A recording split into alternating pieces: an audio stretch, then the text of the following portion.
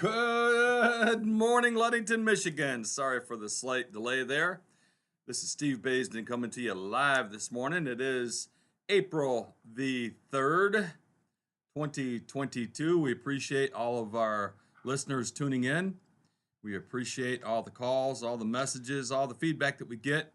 It's all welcome. It's all good. We appreciate it and we thank you. This program is being brought to you by your friends with the Church of Christ, located at 3816 West Fountain Road, Ludington, Michigan 49431. That's 3816 West Fountain Road, Ludington, Michigan. We have lots to talk about this morning, lots going on. Number one, I know last week I said I would not be in here on the radio today because I was going to be engaged in a debate in Nebraska. And that did not happen. And I thought I would give a quick explanation as to why that did not happen. And if you want to call in the program, my number is 231-425-6044. That's 231-425-6044. Debates are arranged typically months ahead of time. Months ahead of time, the two correspondents, the two debaters correspond, and they set up all the terms, they set up all the details, they set up everything that's pertinent and relative to the discussion. For example, there needs to be a venue where it's going to be at. There needs to be certain assurances that maybe the venue will be well attended and advertised and supported by a congregation or a group of people. There needs to be dates set in stone. There needs to be times set in stone. There needs to be propositions set in stone. Oftentimes, there's agreements signed by each other stating that these agreements are 100% binding, and you type it all up and you have each debater sign it, that they agree to abide by this contract that you've written up that has all this detail in it. And even oftentimes before that, the debaters will sign something known as Hedges' Rules of Honorable Controversy, or also known as Hedges' Rules of Debate, where it's a system that was set up 100 years ago by a man named Hedge, and he set up a system of rules for honorable debate where certain things cannot be done and certain rules must be followed in order for it to be a good, reasonable debate that stays on topic and not cutting toward the individual. The idea is you want to stay focused on the debate propositions, and you're not going to start slinging mud, and you're not going to start getting ugly, and you're not going to cast aspersions, etc. But at any rate, I had an agreement set up with Stephen Whitsett out of Fremont, Nebraska. And in the original agreement, now we did not have a signed contractual agreement and signature, but we did have, I thought, a gentleman agreement where I trusted that it would be as he promised. And he said he was going to provide a congregation called Lifegate Church out of Fremont, Nebraska, that has satellite congregations attached to it. And he said there should be 300 plus in attendance live in person that had interest, and the pastor of that church would be his moderator, and we could have it there. And when he told me that, I said, fantastic. I'm coming to Fremont, Nebraska. I'm thinking I can kill 2 or 3 birds with one stone.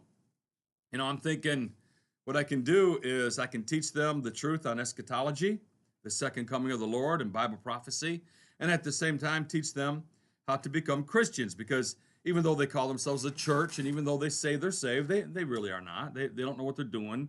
They don't know how to worship. They don't know how, all those things are scripturally. They're fumbling and bumbling around, and that's why they have so many people, because it's just, a do whatever you want to do type of church, and it doesn't matter what the Bible says, so it's popular. People like it.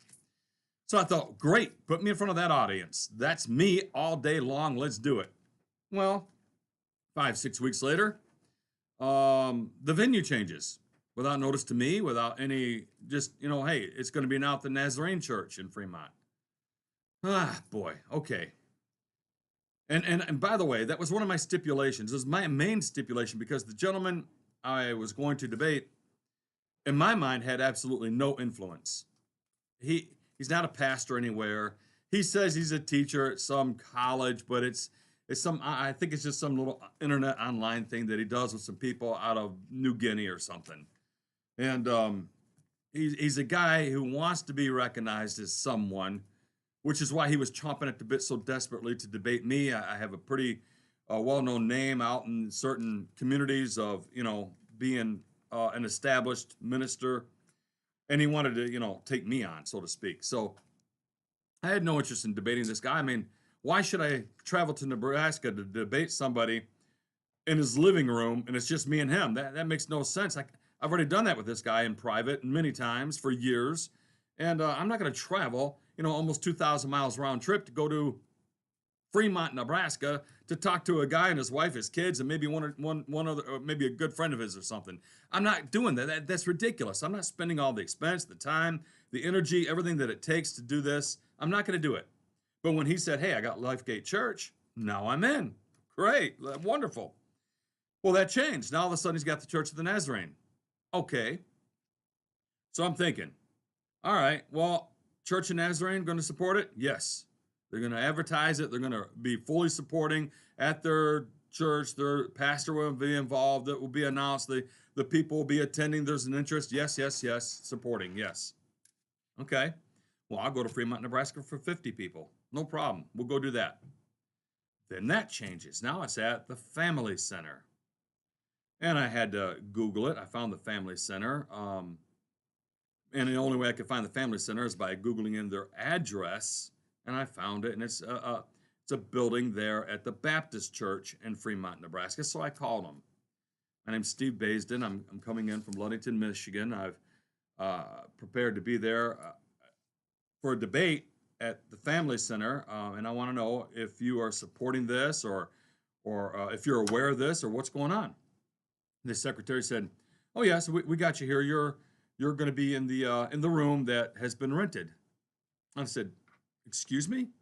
She said, "Yeah, Stephen Wetset rented the room here at the Baptist Church, and you're set to, for that at the room rental." And I said, "Well, okay. Is it being advertised? Is it going to be attended by the people there from the Baptist Church?" She said, "Oh no, we want nothing to do with this. It's just a room we rented."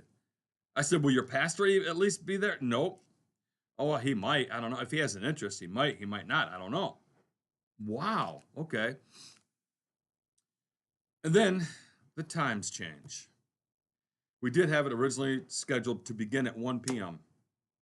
But because the Family Center could not accommodate that, we have to be out of there by 5. The time now moves to 10 a.m. Well, my moderator, Holger Neubauer, was flying in to be there with me to moderate this debate. He was not scheduled to arrive in Omaha until 10 a.m. And then we had plenty of time to get to Fremont, Nebraska by 1 p.m. to engage in the discussion. But now, all of a sudden, the time's changed to 10 a.m. That's the time that my moderator's flight's supposed to even land in Omaha. And I said, "You know what? No way. This is ridiculous. This is stupid. I'm not, listen, I may have been born at night, but it wasn't last night. I'm not going through, this person obviously couldn't be trusted. Things have changed so much, so often. I'm not driving to Nebraska. We're not taking all the expense, all the money, all the time it takes to round trip almost 2,000 miles to talk to some man and his wife. Maybe he's got a couple kids to be there. I don't know. So I said, "Listen, I'll tell you what I'll do." And I shouldn't have even done this, but I'm a nice guy. I said, "I'll tell you what I'll do. I will do an internet session with you." So yesterday, I went ahead and did an internet exchange with them. It's on my Facebook page for those who are interested. We did it via Zoom on the internet, and it was fine. It wasn't a problem. Saved a lot of money, saved a lot of time, saved a lot of aggravation, et cetera, et cetera. So, in other words, I got to stay right here at home in Pentwater, Ludington. And that's why I'm here this morning talking with you lovely people on the radio today. Good morning, Ludington, right? All right. So I'm here, and but now let me continue to tell you some more fun and lovely news. Um, get a call about 15 minutes ago, 20 minutes ago, and it's the folk that the caretakers that live there at the church building. You know, if you've never been to our facilities, we have very beautiful old church building out in a country setting on 2 acres, and there's a house there, and there is a hall. There's the church building. There's a garage. There's a shed. There's 2 parking lots, lighted parking lots, and very nice. And there's folks that live in the house there that are members of our congregation that take care of the facilities. You know, they're there watching things, and he calls me this morning. Lee called me and said, I can't believe. Well, I just wanted to let you know what's going on, Lee. What's up, buddy? He said there's hundreds of pro-gay flags all over the place. Somebody snuck in the middle of the night, and they planted all these pro-homo, all these pro-faggot signs all over the yard. And I think he even said they put some on the building. And him and his wife, who are almost 70 years old, are out there trying to gather up all these pro-homo faggot scumbag pieces of crap flags off of our yard.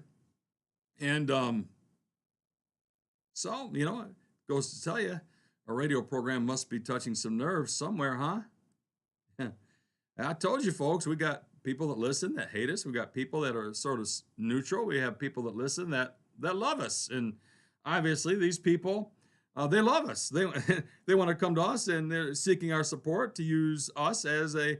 The only problem is it's, it backfires, because the more controversy we can stir, the more interest people are going to have, and the more honest people we're going to get. So, and it's just so typical. They got to sneak in the middle of the night and do it shaky and underhanded, and it's just so sad of how pathetic these pieces of liberal scum are. Instead of being forthright and open, like me, I'm forthright, I'm open, I'm not hiding, I'm doing this in the middle of the day, I'm doing it publicly. I'm not afraid or ashamed of my views. These people got to sneak in the middle of the night and do it when nobody's watching. Yeah, that's the kind of people we deal with. That's just them. The abortion loving, homo loving, free love, anything goes. Open the borders. Except you're in Ukraine, then you got to close those borders. Oh, open the borders, raise the taxes, cut the military expenditures, cut the police. Huh. Be so addle and feeble-minded you don't know what you mean or what you're saying, and we'll just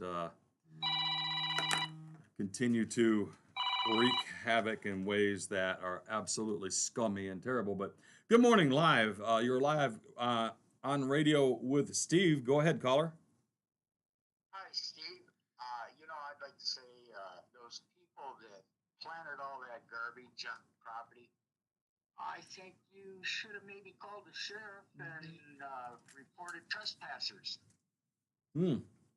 Yeah, that probably should. We should have probably taken pictures of it and called the sheriff, and that's exactly, and that's why they had to sneak in the middle of the night. They knew that we would prosecute them. They knew that they would be in trouble. I mean, it's vandalism, literally, and it's. Go ahead. Make sure you have, because they're trying to. Anonymous people that don't know any better may think that you're a gay pride church. Yeah, people driving by who know nothing of us, they may think that, and it is actually it's typical and par for the course for the type of people that we're dealing with, Jim.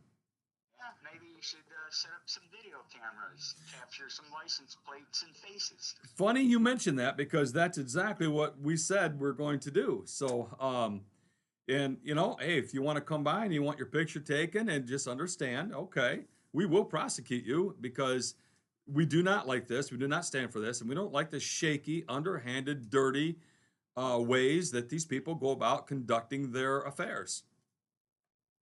Well, maybe if some of them might have a change of heart, they could attend worship service.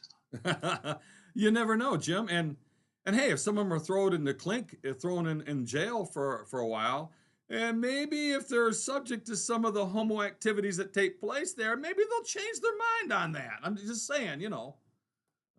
Hey, getting another call here. Let me grab this, buddy. Yeah, you know, I wish other people would call in besides just the two of us. Yeah, well, there's somebody trying now. Let me grab it. Thanks. Okay, bye. Bye bye. Missed it. Sorry about that. I missed several calls the last couple of minutes. Please, if you tried calling and I was not able to grab you there real quick, please call back 231-425-6044. That's 231-425-6044. Appreciate the call from Jim. So, you know, I had to make mention of that this morning. You know, as bad as this world is and as terrible as it is, and we know that the only solution for making it better is the Lord. We know the only real solution to um, resolving the issues and the problems that we have among us and getting back to a real stable, God blessed nation is through Christ. And that's the only thing that's going to really bring us back. And these people don't like Jesus. They don't like the Bible. They don't like Christianity. And so they have to operate underhandedly. Good morning, caller. You're on live with Steve. Hi, Stephen. Hi. Good morning, Chris. I'm fine. Good. We live here at the church building. Right. And I wish you all hadn't mentioned cameras and that, because now they know you got cameras, they may not come back around. I would love to call them guys. Yeah, well, I hear you. And it's a catch-22. We don't want to have to deal with this. And who knows? Maybe next time they would have spray painted the building. We don't want that. So it's best they know that we are going to be immediately installing this equipment and we will know who it is. So I want them to know not to come back. You know, I don't want any kind of physical confrontation with anybody, but we will deal with this appropriately. And they need to know that we're serious about it. And you know, they need to know not to come back around and do maybe even something more serious the next time, Chris. We don't want that. Okay. We want to catch them. Yeah, Yeah. I get it. We want to catch them. We want to prosecute them. It's very upsetting. At the same time, we don't want them to feel emboldened and encouraged to go further with it. So, I just wish people would get their Bibles out and read instead well, there you of go. going around doing stuff. Right on. Well, They probably don't even believe in God. So no, that's right.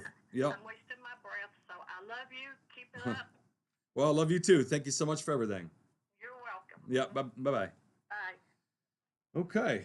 Thank you, Chris, for calling in. Appreciate that. And she's one of the caretakers there. Her and Lee do an excellent job. And by the way, I want to say thank you to Lee and Chris. They're always there. They're the salt of the earth.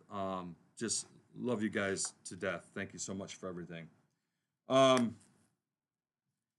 right. Once again, 231-425-6044 if you want to call in, if you have anything to talk about or say or express. Now, on to bigger, well, different news. How's that? You may recall, well, let's take this one. Good morning, caller. You're on live with Steve. Hey, good morning, Jim, Greg, Steve, all the rest. Hey, good morning, Tim. What's happening, buddy? There's a good one for you, just a quick note. Okay. You want to really get their attention. News cameras there and everything. You got all them old flags, whatever they got there. Go out and buy about 50 or 60 more and have a great big advertised public flag burning. I love it. That's great. That'd draw a crowd, wouldn't it? That would, and it's not a bad idea. Yeah, so appreciate that. Yeah. Rock on and keep spreading the truth, brother. Thank you, buddy. Yeah, you too, man. Love you too. Bye-bye. All right. Yes, sir. That good old-fashioned flag burning. The way it should have been all along. Not the American flag, but the scummy, liberal, anti-American, anti-righteous, anti-God stuff, right? Yeah. Okay. You may recall 3-4 weeks ago, I made the comment on radio that Russia would be putting the ruble on the gold standard. And I got quite a bit of feedback from that at the time. And everybody said, hang on, let me grab this call. Good morning, caller. You're on Live with Steve. Wanted to make quick mention. Our president announced that this last Thursday was Inclusion Day. Okay. So that may have had a little bit something to do with what went on. Oh, okay. And I'm a little out of the loop. I've been so engaged in many other things this past few days.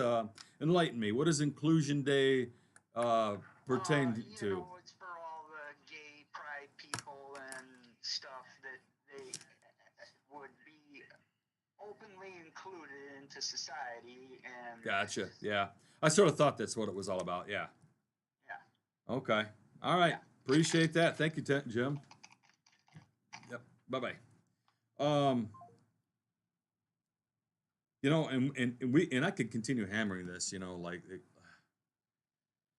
the schools that are teaching our kindergartners that it's okay to be gay and telling them that they probably are gay and persuading them to try to have sex change operations by the time they're 10 years old, and all and it's all these things that are taking place.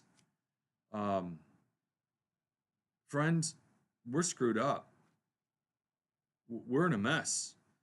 In this last budget bill that Biden just pushed through, did you know he has allocated funds in that where your tax-paying dollars has to be allocated so many billion to hire lawyers to defend the illegal immigrants coming in to the United States? Did you know that? It's part of this last budget bill that they pushed through. And you know, and I could go on and on and on.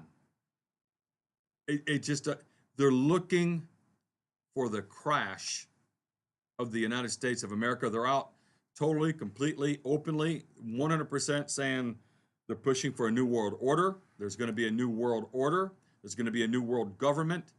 And I've said this for 25 years. Now, anybody that's known me, and we've talked politics very much at all, they know that for the last 25 years, I have said, in order for them to implement a new world order, the American dollar must first crash, because the economy has to be on an even playing field throughout all the world for a new world order to begin.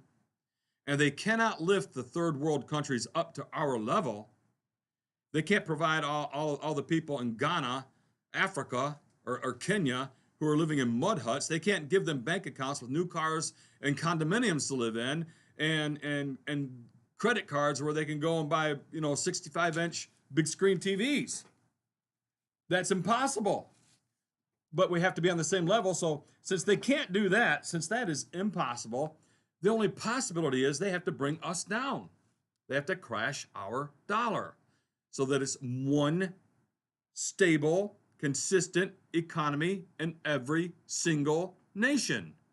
Now, there's been a couple nations that have been bucking this. North Korea. That's why they're our enemy. They don't want to be involved in this. They want to be, for the most part, quote unquote, left alone. We don't want your economy. We don't want your governance. We don't want your interference. We want it to be our sovereign nation by ourselves. Russia is another one, quote unquote. I mean, I believe at this point. But along these same lines, you may recall 4 weeks ago, I reported that Russia said that President Putin implemented a bill to the Russian parliament to put the ruble on the gold standard. Now, Russia is one of the largest holders of gold in the world. And they have, as a nation of the world, one of the least amounts of debt owed to anyone else. Their debt is only 20% of the GDP, the gross domestic product. It'd be like the average middle class American citizen only owing $5,000 in debt. Russia owes nothing. The United States of America, on the other hand, we owe 30 trillion, which is far above our GDP. We owe like 120%. Russia only owes 20%. So when Putin put this bill into their parliament to put the ruble onto the gold standard, I announced this 4 weeks ago on the radio.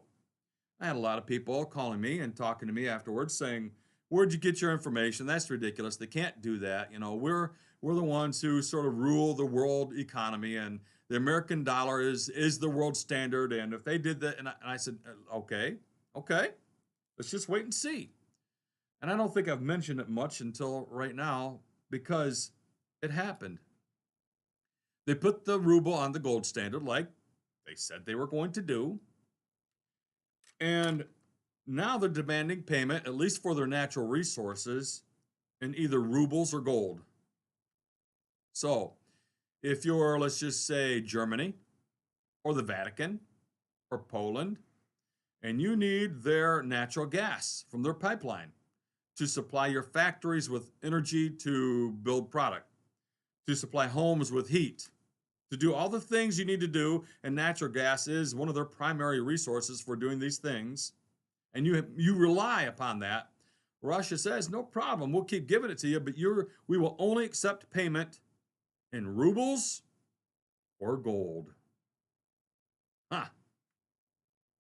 Let me report, as of yesterday, the ruble has bounced back in its value, and it is now equal to or above the value of the American dollar.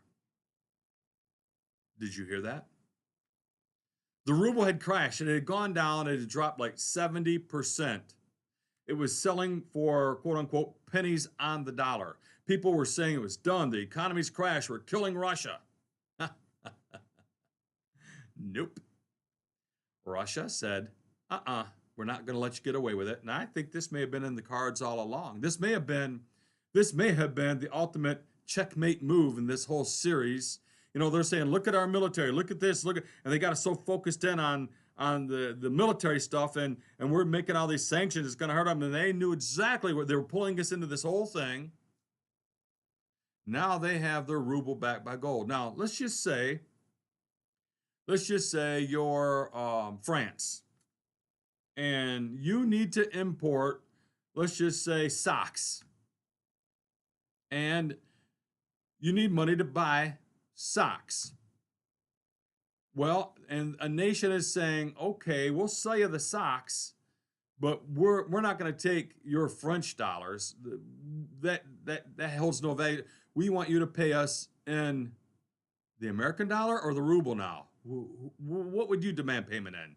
Would you demand payment in a dollar that is worthless, that is 30 trillion in debt, that we have, run up our costs so much, and that we're so unstable that we're dying, and we can't, it has no value? Or would you rather get paid in something backed by gold or gold itself?"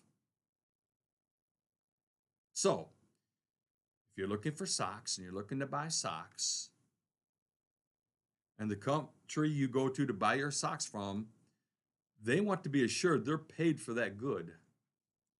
And the American greenback dollar is depreciating in value, and it has dropped since the ruble has started gaining. The American dollar has dropped, the ruble is gaining. What would be a safe bet? I'm just saying, what would be a safe bet? Now, when the whole world starts recognizing this, and it is very quickly, believe me, the banks of the world are scrambling right now.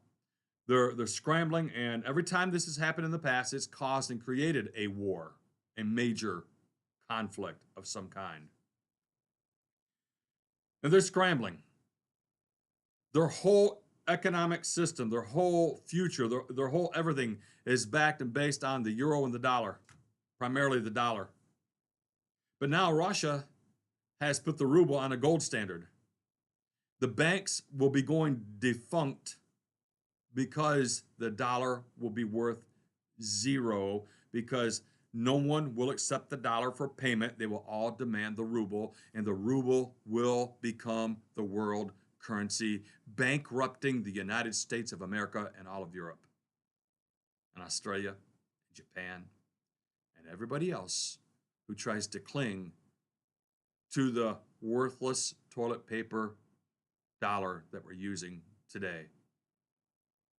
When all those dollars that are in all these countries start coming back home because nobody wants them and they're useless, and the only place they can spend them is here, and they're going to have to spend, 10 trillion of it to buy a pair of socks, what's going to happen to our economy? What's going to happen to us? It will crash. It will crash. And it will burn. Now, I'm sure I'm going to get people calling me later and sending me texts and talking to me and emailing me later on saying, Based, you don't know what you're talking about, and, blah, blah, blah, and the American dollar, and we're this and we're that. Let me tell you something, folks. If you would study world history, every single nation that was the most powerful, most rich, most eloquent, most prominent nation that's ever existed, every single one reached their pinnacle, and then they collapsed. And then another nation rose in their stead and became the leading world nation or economy, if you will. We are nothing special. In fact, at this point in time, with all the pro-homo faggot stuff, with all the pro-abortion stuff, with all the naked and sobriety losing society that we have, all of the debauchery, let me put it that way, that we're in support of, all the lack of God and promotion of self and wealth, we are going to go down. Now, I'm not a prophet, nor am I the son of a prophet. I'm just a person that tries to think about things outside the box. I want to reason through things. I want to assess things, and I'm not going to rely upon Fox News to give me my info, to tell me what I need to think, or CSNBC or any. I'm going to do my own individual thinking to the best of my ability that I can. Now, let's play this out for a moment, okay? In the past, Saddam Hussein said he was going to start selling his oil in something other than dollars. And Bush 2 went in and caused Desert Storm 2. That's why we went in. Muammar Gaddafi of Libya tried putting Libya's dollar on a gold standard. We had him killed. That changed. Every time a nation went to do this, every time, it has caused and created major conflict to some degree, because we cannot, any nation that is able to sustain, to actually put their dollar backed by gold and do it to a degree that it can cause hurt to the American dollar, they must be dealt with in a way that brings the dollar back. Now, if we can't economically do it, and we can't, we have nothing backing our dollar. Nothing. We printed out so many dollars that it's impossible. We have nothing to back it with. If we cannot challenge Russia and deal with them one-on-one economically in the economic field, what, may I ask, would be our next move? Now, if you know, and this was the whole plan that we were going to do to Russia, right? We were going to put economic sanctions on Russia till Russia collapsed. That's how we beat them in the 90s. Do you recall Star Wars and Ronald Reagan all through the 80s says we're going to bankrupt them. We're going to build our military so big, so bad. We're going to make so many advances they can't keep up. They're going to exhaust themselves trying to keep up, and I'm going to drive them into bankruptcy. And we won. We won. Well, they go into Ukraine. Russia goes into Ukraine. Here comes feeble-minded Biden along. We're going to hit them with economic sanctions. We're going to bankrupt Russia for all that they're doing to Ukraine. So he starts hitting them with economic sanctions. Why? Because he wants Russia to be hurt so bad economically that they will collapse. They'll be forced to back out. They'll be forced to make peace. They'll be forced into submission. We will own them. If they collapse economically and these sanctions work, the world will own Russia. Now, Putin's no dummy. Putin, everybody can say whatever they want. He's evil, he's this, he's that. He's no dummy, friends. His God is his motherland. His God is his country. He will sacrifice whatever it takes to promote and to protect his God, which is his motherland, which is his country, Russia. So we hit him with economic sanctions. Now, if you're Putin, and if you go into Ukraine, the whole world's going to hate on you, and the whole world's going to want to do things to you. What's the whole world going to do? Well, they're not going to start throwing nukes, and they're not going to start sending troops immediately. What are they going to do? They're going to hit you with economic sanctions. Now, Putin's been a leader for a long time. He's been playing this game for many years. He knows how it works. He knew if he went into Ukraine, this is what would happen. He knew it. He's a mastermind chess player in the ways of the world. He's thought this thing out and through 25 moves in advance that no matter what we do, he already has a plan for it. He already has it worked out. He's a master chess player. He knew we would be hitting him with economic sanctions. He knew this was going to be coming. Why do you think they had been storing up all the grain that they had on store, and they had been keeping all the things in-house instead of releasing everything out for export? They'd been preparing this for several years. He knew what was coming. His people were still going to eat. They may suffer for a little while, short term, like 3-4 weeks. Then he knew he would put his ruble on the gold standard. That's why they have been collecting all the gold the last 14 years. Russia has been the biggest purchaser of gold in the world. They have it in reserves. They have it in stock. So he knew that if we put those sanctions on him, he would put his ruble on the gold. Now, let's continue to play this chess game. He puts his ruble on the gold. We will only accept payment in rubles or gold. So the Vatican immediately caves. The Vatican over there, where the poop is. And they immediately caved, and they bought $10 million worth of rubles. They converted their euros to rubles to keep their supply of fuel running to the Vatican. Good morning, caller. You're on Live with Steve. There's one more chess move that he mentioned that he got on his chessboard. When China and Saudi Arabia were meeting with Putin, guess where the petrodollar just went? Yep. That stuff's going to come out in a week or two at the most. Oh, yeah. Yeah. Saudi Arabia is going to say, we're just going to sell oil in yuan. That's all we're going to take. Yep. Well, yeah, and I was going there too. Thank you, Tim. Appreciate that. Yep. Thank you. Bye. Now, for those of you following what Tim said, that China and Saudi Arabia are in on this, and so is Brazil and Venezuela and several others. But you may recall 3-4 months ago, back in December, November, October, I said major things are happening because Russia and Saudi Arabia and China have made agreements and Brazil have made agreements that they will stop only accepting the US dollar for payment for their oil. You may recall I said that. All right, so let's continue. Let's keep playing this chess game for a moment. So the Vatican converts their euros to rubles. They got to have their gas or their people will freeze. Their nation will shut down if they don't have the energy. Got to do it. Got to do it. Now Germany does it. Germany just announced yesterday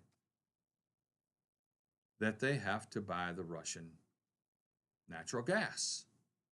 Russia says, no problem, send us rubles or gold. Germany, after screaming, we'll never do it, we'll die first, blah, blah. Now all of a sudden, Russia has them on their knees. They go, they take their euro, which is garbage also. They convert it to rubles, keep the pipeline open so that their people and their nation doesn't crash.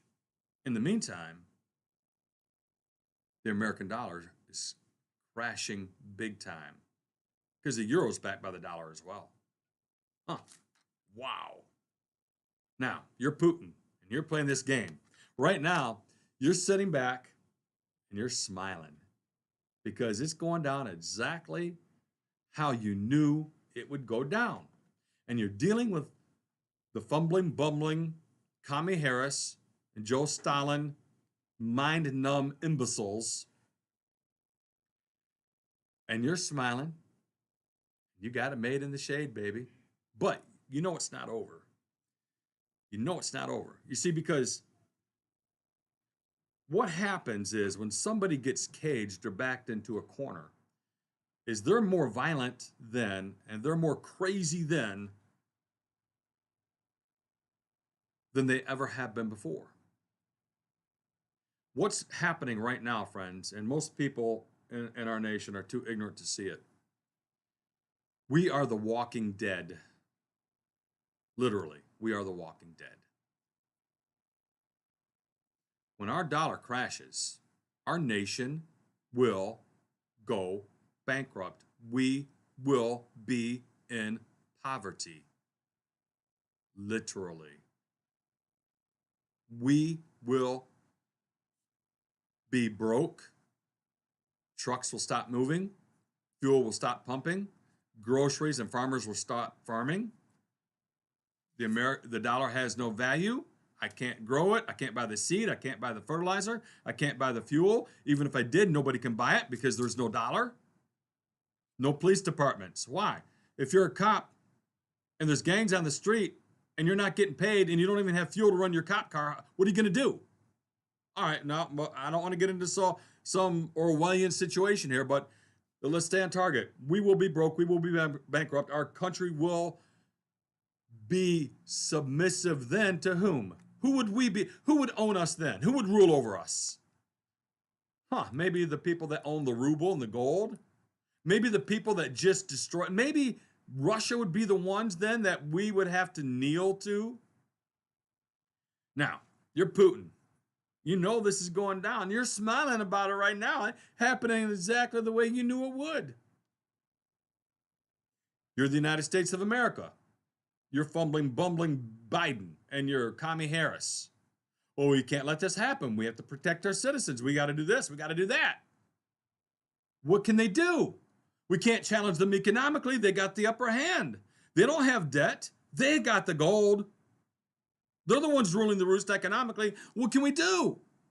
Well, what do we have as a deterrent to save our nation? Here's what we have. Our military. I believe, my own opinion, here's what I think. I believe there will be a war with Russia. Europe and the United States will get engaged with a war with Russia, with China, with North Korea, with Iran, Saudi Arabia, Brazil, Venezuela, all the Warsaw Pact and more that we don't even know about because they're sick and tired of the US dollar, which is worth nothing, and them having to be submissive to it, and us owning the world, basically, literally. They're going to side with Russia. They already have. The nations I've mentioned already have. And there are others. I'm telling you, folks, I'm telling you, you better be prepared. You better have your house in order.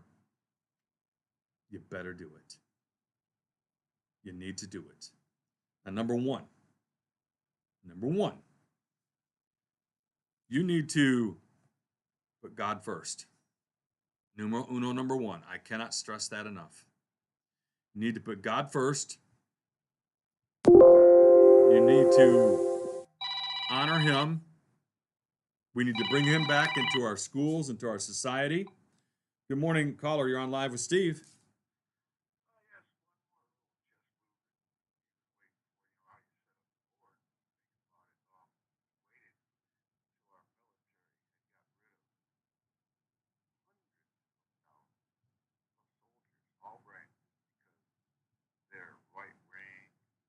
Oh, there's no doubt.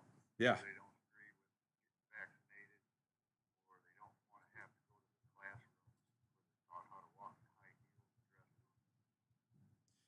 Tim, you know, Excellent point. You know, maybe I should touch on that also for a second. Thank you for that. All right. Appreciate it. Bye. Bye. In his strategy, in this chess game that Putin has been playing, like our caller Tim just said, he waited for the most opportune time. He waited until the Americans and the American military was at its weakest point. We have been decommissioning many ships, many submarines, many aircraft. We have taken all of our nuclear arsenal off of our aircraft carriers, off of our destroyers. Um, we have removed so many nuclear arsenal pieces off of our submarines. We've been bringing down our ICBM count. We've been not testing. We've been not keeping up in many of these ways. Our military has accepted women into it to go on the front lines, and without even having any physical qualifications. You know, when I was in the military, we had to pass all these qualifications. We had to be able to run so far, so fast, and do so many sit-ups and do so many push-ups, and we had to be able to accomplish and to prove that we had the physical stamina to actually stand and battle. And that's all gone now. That's all gone. There is no standards. You just get in, and if you only can do one push-up, they put a rifle on your hand in your hands. You don't even have to qualify. You might hit the guy next to you.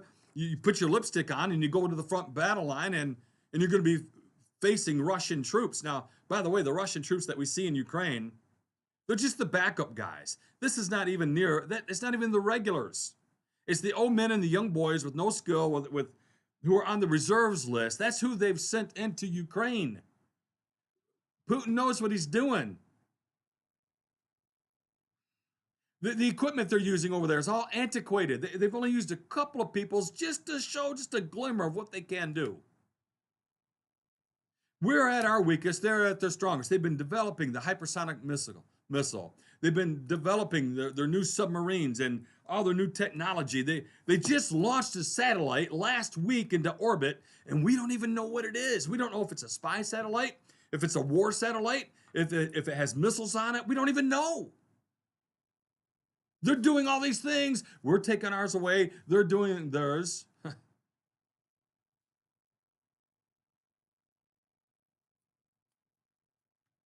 We are in trouble.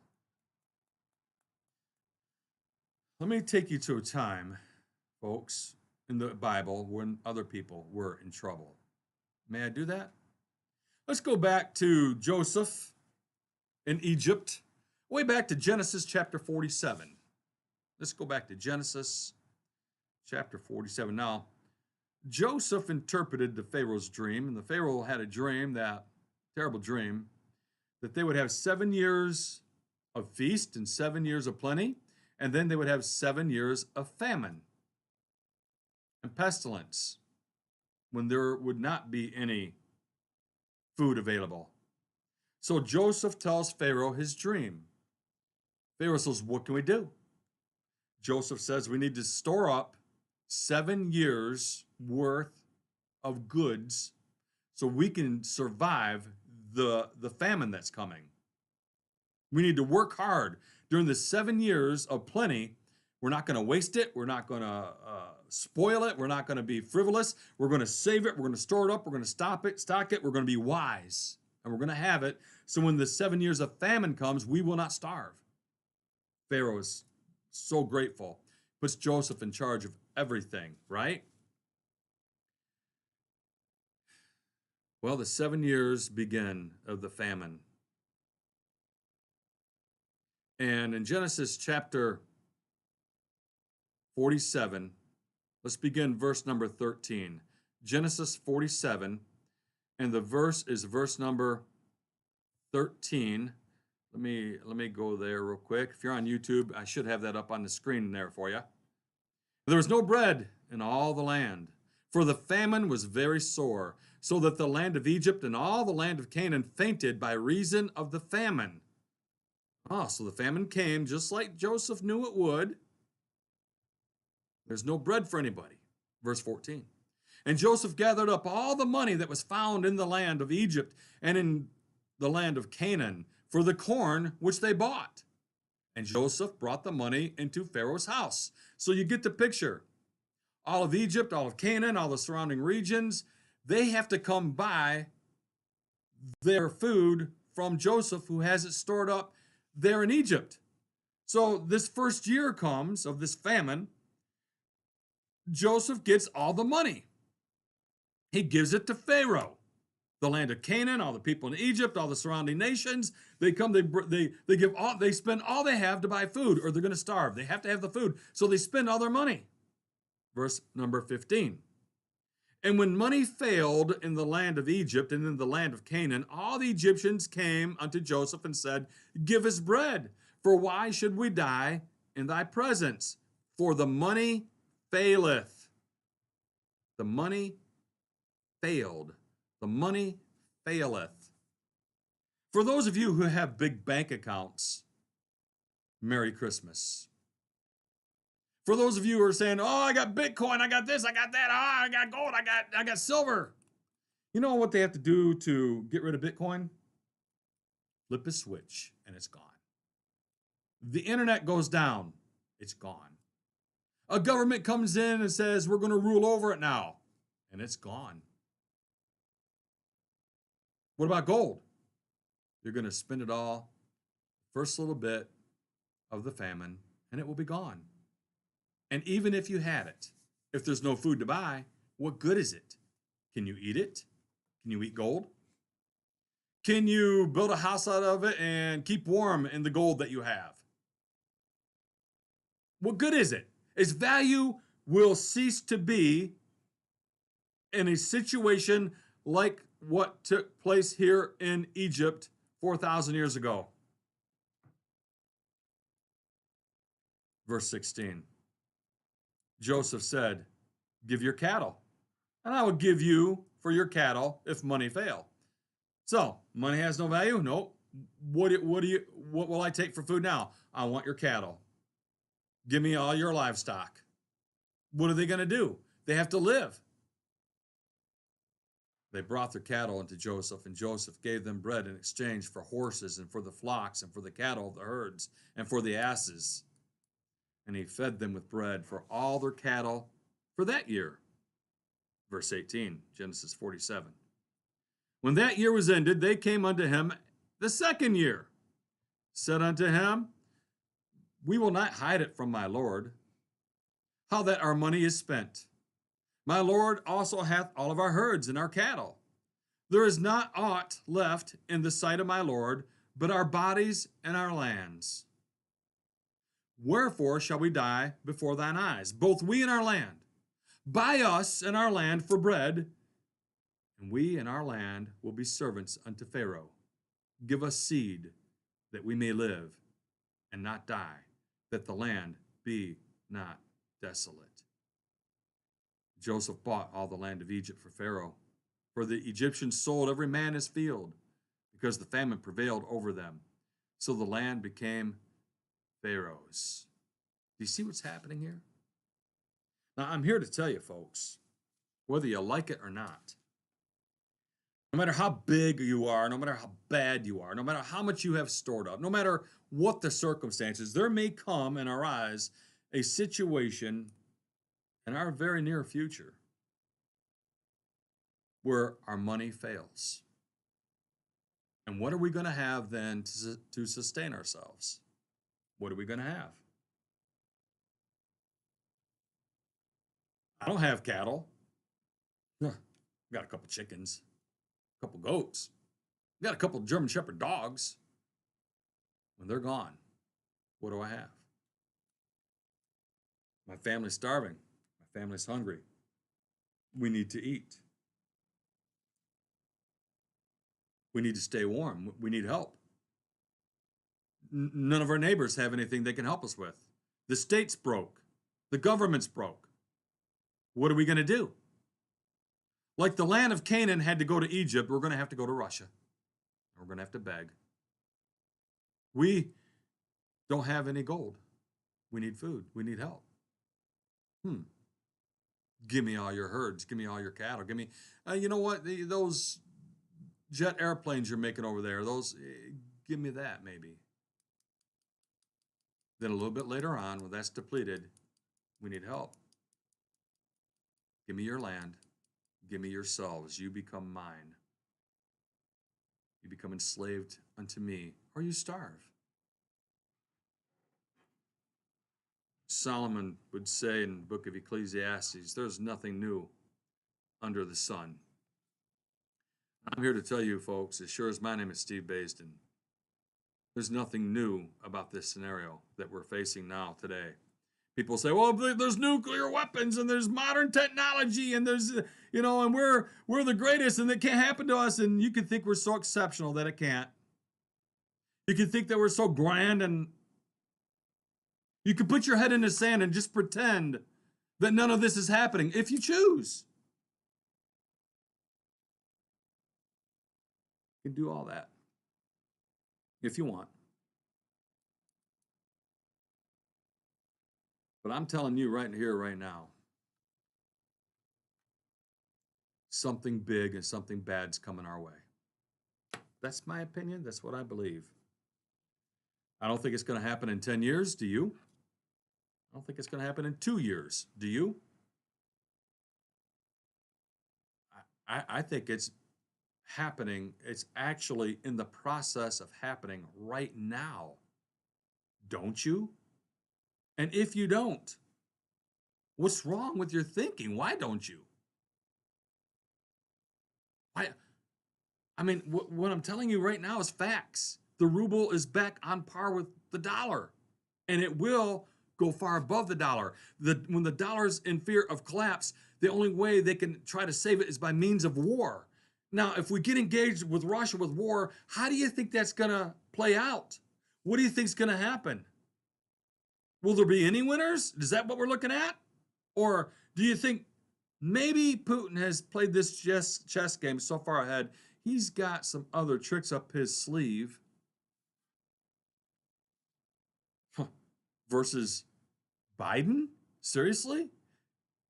The only thing he's got up his sleeve is a couple tissues to wipe his butt from the dirty diaper he's wearing right now. If he remembered to even put the tissues there. And by the way, it's not Biden's fault. Everybody who has supported the Democratic Party is at fault here. They are the ones. They're the ones responsible for us paying $4 for fuel when it's going to be 10 shortly. They're the ones responsible for Ukraine. They're the ones responsible for the mess that we're in now, for our borders being wide open and all the illegals coming in. We are being attacked in every single way possible as a nation. Every single way you could think about, economically, physically, geographically, spiritually, militarily, politically. Every single way you can think of, we are under attack. This is the most perfect storm I've ever seen or ever could have imagined or fathomed in my wildest imaginations. We are at the cusp of it. It is going down now.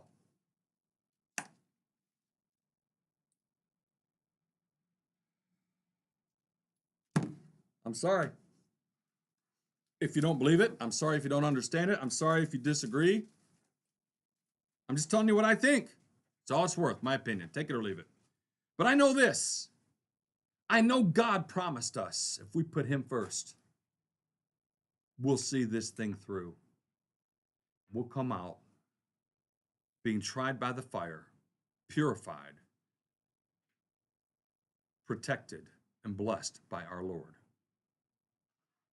As a nation, I believe it's too late. Individually, you better do all you can. Just like the story of Joseph and the situation when money failed then. It's coming again. Rest assured, it's coming.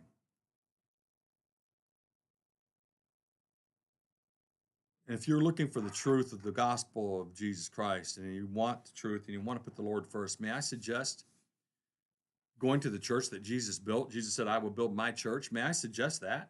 Stop going to these fake denominations. Listen, you people down in Hart, you people down in Shelby, Walkerville, wherever you're at, you people out in Custer or Walhalla or Manistee, the denominations you're going to, they're all garbage. Ludington, you hear me? It's fake. You want the truth. The church that Jesus Christ built 2,000 years ago, that's the one you want to be a part of. That's the one I'm a part of. Don't you want to be a part of that one? And I'm not the only one in the world. There are other congregations of the Lord's Church around in this planet right now, but I'm the only one. We're the only ones. I'm a part of the only one that exists within the sounds of this radio broadcast here locally. I know that. Come on out where the gospel's preached, where truth is held at a high standard. We won't take your counterfeits. We're not going to take your monopoly money. We will only accept payment in truth at the Church of Christ. May heaven help us. May God bless us. My name is Steve Basden, and my phone number is 231-425-6044. That's 231-425-6044.